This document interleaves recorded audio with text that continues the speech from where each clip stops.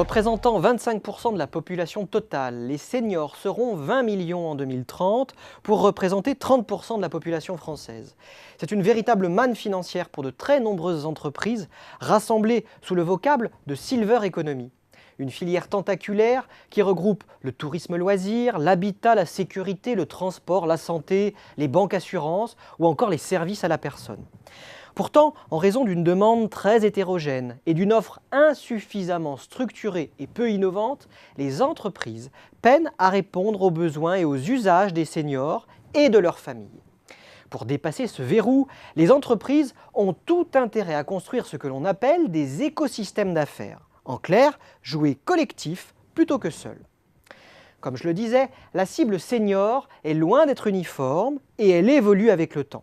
Il y a d'abord les seniors actifs, âgés de 60 à 74 ans, qui sont âgés sans être vieux. Cette catégorie s'apparente à un marché de grande consommation, marqué aujourd'hui par une clientèle à fort pouvoir d'achat et nécessitant une communication claire et adaptée. Il y a ensuite les seniors fragilisés, ayant entre 75 et 84 ans, période qui correspond à l'âge de la vieillesse.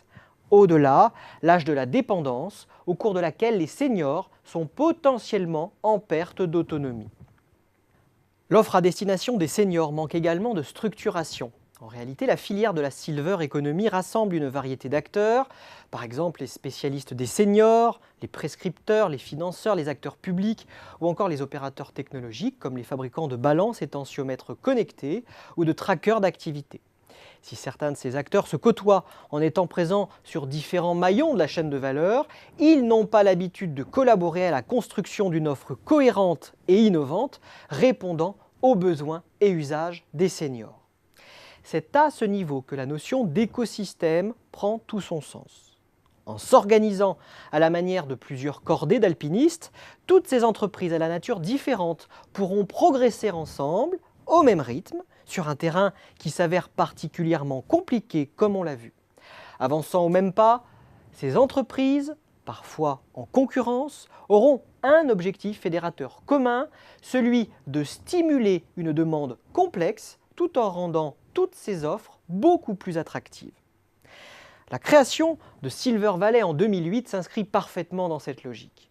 Cet écosystème du mieux vieillir, localisé en Île-de-France, a pour objectif de créer des passerelles entre plus de 200 acteurs privés et publics afin de proposer une offre novatrice et globale aux seniors.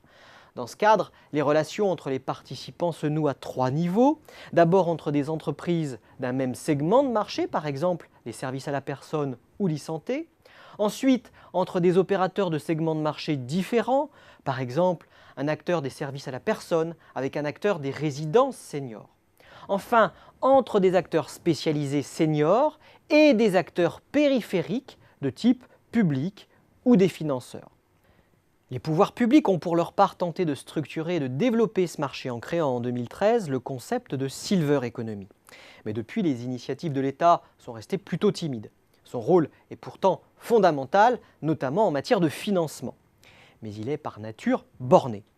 De fait, seuls les acteurs privés sont en mesure de relever les enjeux clés liés à la Silver Economy, comme développer des offres dont le rapport qualité-prix soit conforme aux attentes des seniors, comme imaginer et mettre en œuvre des modèles économiques performants, impulser une véritable dynamique d'innovation, notamment grâce aux nouvelles technologies. À condition, bien sûr, de chasser en meute.